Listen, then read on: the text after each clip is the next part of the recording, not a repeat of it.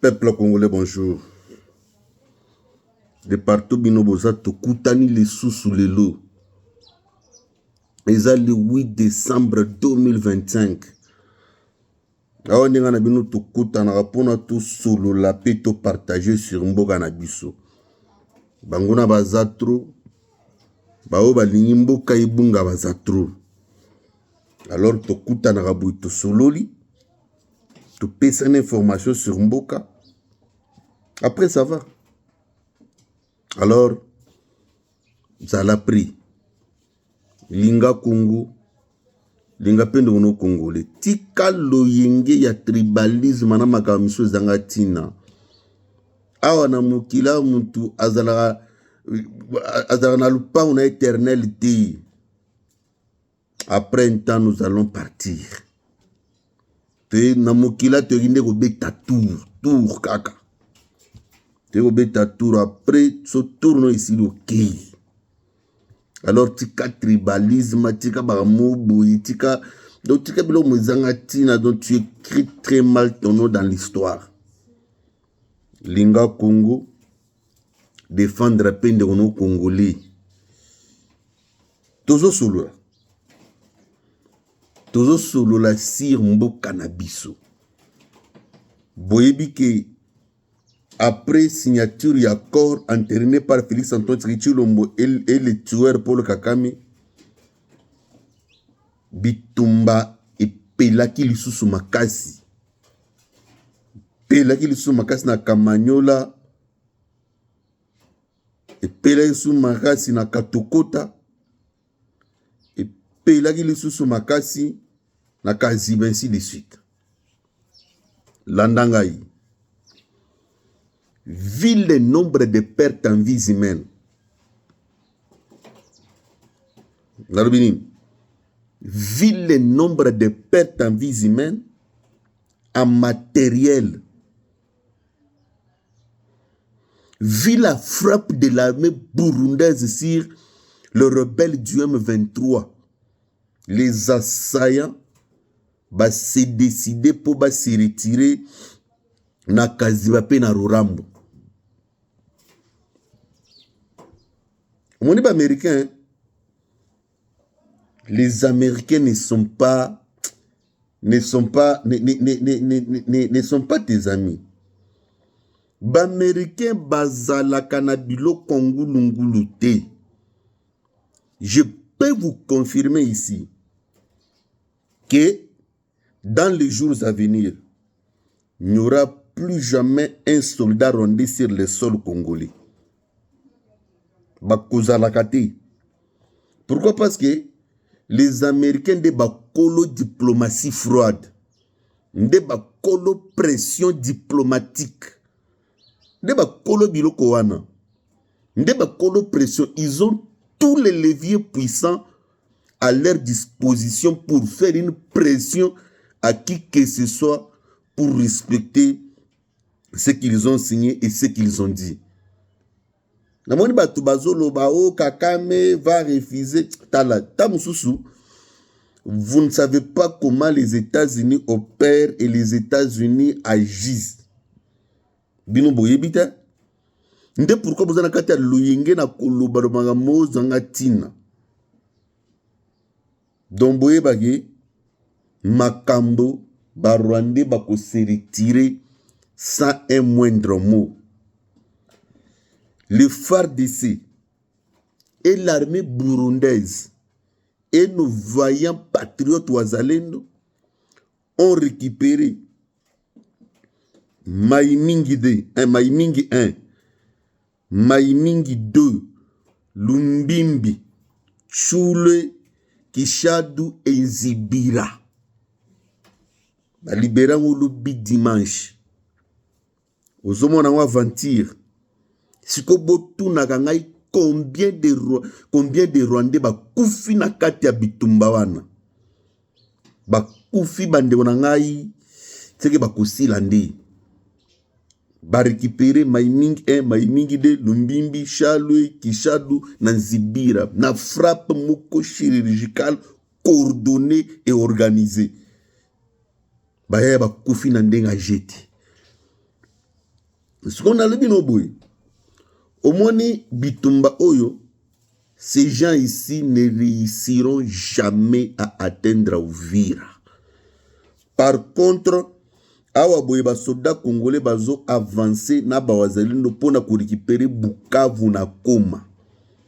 Je peux vous rassurer, je peux vous confirmer que d'ici quelques jours, nous allons récupérer Bukavu et Goma, même si le M23 ne se retirait pas. Yokangai. Ils ont tenté leur dernière aventure. Leur dernière aventure, c'est qui Bayakozwa Uvira. Je vous ai dit depuis territoire ya Mwenga qu'à partir du moment où il y a une armée burundaise, c'est pratiquement impossible.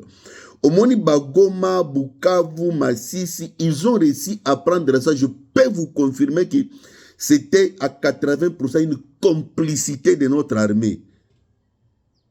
Mais Natala Sikoyo, na axe ya route nationale numéro 5, Kolongo Kamanyola ti Uvira, c'est pratiquement difficile. Je peux même dire impossible. Pourquoi? Parce qu'ils vont faire face à 3 rideaux. Le premier rideau, c'est le Wazalendo. Deuxième rideau, FARDC. Troisième rideau, armée burundaise. Parce que tu ne vas pas quitter Kamanyola pour aller à Uvira sans pourtant passer par Kamanyola, sans pourtant passer par Luvungi. Donc, c'est pratiquement impossible, même voir le Bérézi. Ce qui veut dire que ceux qui au Solina FARDC, les FARDC vous laissent le passage. Les Wazalendo vont vous bloquer. Et l'armée burundaise est en train d'utiliser une artillerie lourde. Je peux vous rassurer ici, vous confirmez, parce que l'armée burundaise est en train d'utiliser ba militaire nae baza nangabo Congo, na ba militaire nae baza susungam nae ya Burundi en Chibitoke. Ba arme lourde ba missile bazo larguer à partir ya Burundi na Chibitoke kuna.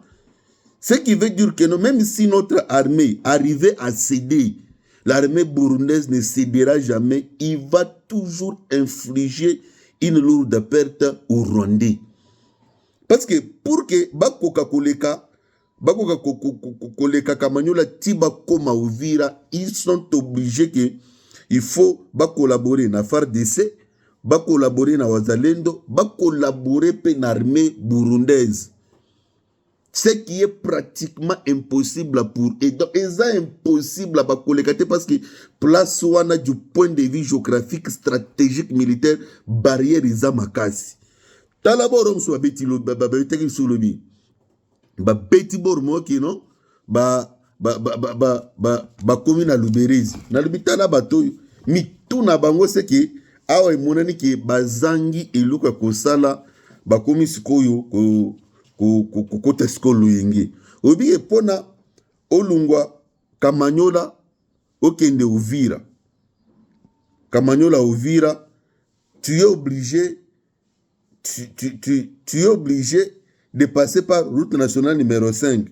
Route nationale numéro 5 wana ozui tango ozolungwa Uvira ozokende Kamanyola okoleka Sange, Luvungi, Luberezi, Kiliba, Kamanyola. Olungwe Sange, Luvungi, Luberezi, Kiliba, Kamanyola.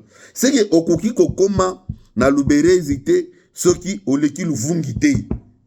Soki contourner Luvungi à partir des routes principales, aux obligés de la part Kamanyola. Mais Kamanyola les a contrôlés par FARDC na Wazalendo. Bon, moi, je ba beta ki bango lobi na kolina na bangomba ya ngomu. Mais na moni ba bete plan mo boy non ba comme na Luberezi. C'est pratiquement impossible. Ba ko comme na Luberezi de ceux qui ba route nationale numéro 5. Faut ba de Kamanyola ba leki Kiliba Luberezi. Mais ceux qui peut ba contourner Luvungi à partir de Uvira, aux matapo kende nord, il faut comment Uvira, Kiliba, Kamanyola, Luberezi. Ce qui fait que c'est pratiquement impossible de résister à les Kabandonanga. Même s'il arrivait à prendre la voie de l'Emera. Elle est longue. Il y a beaucoup de montagnes. Plus la route n'est pas praticable. Là-bas, il y a manipulation bovandanye bande ngai mouvement na bango esili oyo tosengi eza notre ministre de la défense inactif qu'il est, il ne maîtrise rien, il ne connaît rien, il ne comprend rien. Azawana Kanzami, Azo comprendre Marambote. En tout cas, Tosengi a démissionné. Parce que s'il était un bon ministre de la Défense, il allait mettre en place une dynamique qu'a coordonné la chef d'état-major général pour arriver à pousser les opérations pousser les opérations pour comme c'est ennemi Tinasuka. Mais comme il ne comprend rien, il est là. Bon. Tolo bandini. Bon. Bando nangai. Linga Congo. Linga no Congolais. Tika tribalisme, tika loyenge. Cultivons l'amour dans nos cœurs. Dressons nos fronts longtemps courbés. Et que Dieu bénisse le Congo.